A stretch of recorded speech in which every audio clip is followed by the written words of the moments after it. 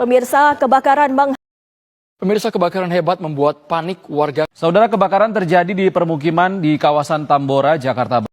Pemerintah Provinsi Riau mengumumkan status tanggap darurat kebakaran hutan.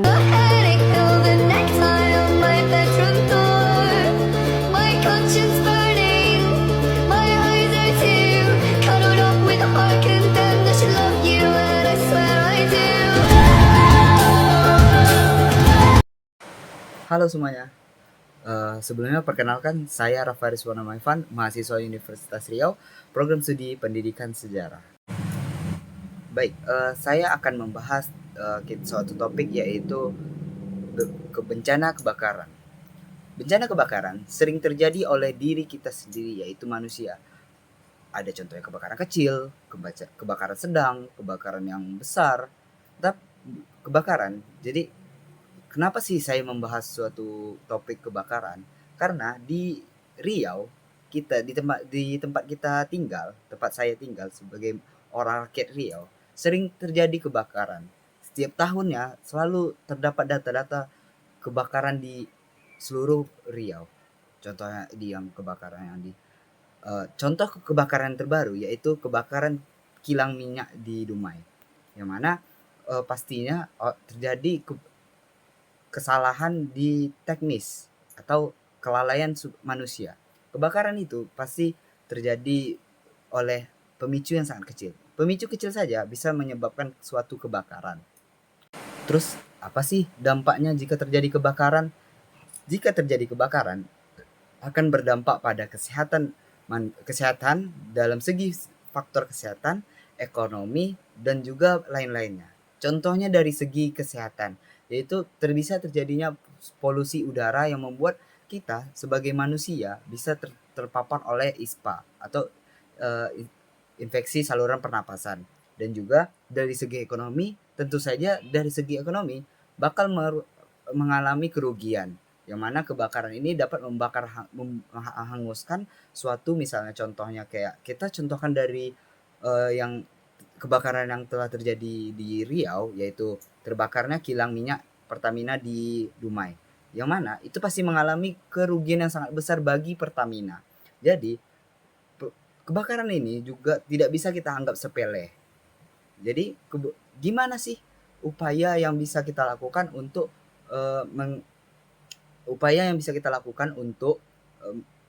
apa sih upaya yang bisa kita lakukan jika terjadi kebakaran atau kita mencegah sebelumnya terjadi kebakaran. Jadi di sini saya akan menjelaskan ada 3, yaitu mitigasi atau pencegahan sebelumnya terjadi kebakaran. Yang kedua, bagaimana sih jika terjadi kebakaran. Yang ketiga, apa saja sih yang dilakukan setelah kebakaran.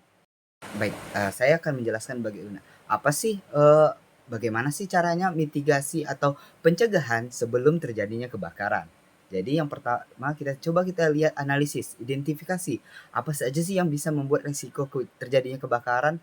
Contohnya kabel terkelupas atau gas bocor, dan juga hal-hal seperti puntung rokok yang dijatuhkan sembarangan, itu juga bisa menyebabkan sebuah kebakaran. Walaupun kecil, tetapi itu bisa menimbulkan hal yang besar. Contoh, bakal bisa terjadi kebakaran hebat karena hal-hal seperti itu. Jadi yang kedua, kita siapkan apa saja sih alatnya yang untuk dari kecil lah, kebakaran kecil. Kita untuk memadamkan, kita harus tahu gitu bagaimana untuk memadamkannya. Makanya diperlukan sosialisasi tentang bagaimana terjadi kebakaran ini dan bagaimana untuk menyelamatkan atau memadamkan kebakaran ini. Yang kedua, siapkan alat. Yang paling utama di rumah itu sediakan alat untuk memadamkan api, contohnya apar. Seminimal-minimalnya kita bisa menyediakan apar untuk di dalam rumah sehingga jika terjadi kebakaran kita bisa memadamkannya. Yang kedua, jika memang terjadi kebakaran besar, hubungi damkar, yang mana damkar bertugas untuk memadamkan api. Yang kedua, bagaimana sih jika terjadi kebakaran atau kita terjebak di suatu kebakaran. Jadi yang pertama, kita harus tetap tenang menghadapi kondisi itu. Tapi jika kita panik, kita bakal merasa sesak atau kita tuh bakal menghadapi bahaya. Tetapi jika kita tenang, kita akan bisa menghadapi dan keluar dari kebakaran itu. Yang kedua, yang kedua kita jika terjadi kebakaran kecil, cobalah kita untuk memadamkannya. Tetapi jika terjadi kebakaran besar, segera hubungi bantuan seperti damkar atau orang-orang sekitar sehingga kita bisa memadamkannya. Dan juga jika kita terjebak di dalam kebakaran, cari celah untuk kita bisa keluar. Makanya kita harus tetap tenang supaya kita bisa mencari celah tidak terjebak di suatu kebakaran itu. Baik, yang ketiga, apa sih bagaimana sih kita untuk mengetahui terjadinya suatu kebakaran itu? Jadi untuk mengetahui terjadinya suatu kebakaran itu, kita harus mengevaluasi apa sih yang menyebabkan suatu kebakaran itu, dan juga kita harus menyediakan ketersediaan sumber air. Kenapa sih kita harus menyediakan ketersediaan sumber air? Supaya jika terjadi kebakaran atau kebakaran lanjut, kebakaran itu pasti menyisakan puing-puing. Biasanya masih ada sih api yang masih api kecil yang bisa menjalar lagi. Jadi kita tetap menjaga ketersediaan air supaya jika terjadi kembali, kita bisa memadamkannya segera. Yang kedua, kita harus membuat laporan insiden ini ke forum-forum seperti kepala desa, camat, supaya mereka tuh lebih tahu dan mengantisipasi supaya tidak terjadi kebakaran ini. Dan juga kita harus merehabilitasi area kebakaran. Kita harus memulihkan area kebakaran. Contohnya jika terjadi kebakaran di hutan, kita harus merehabilitasi hutan. Karena hutan adalah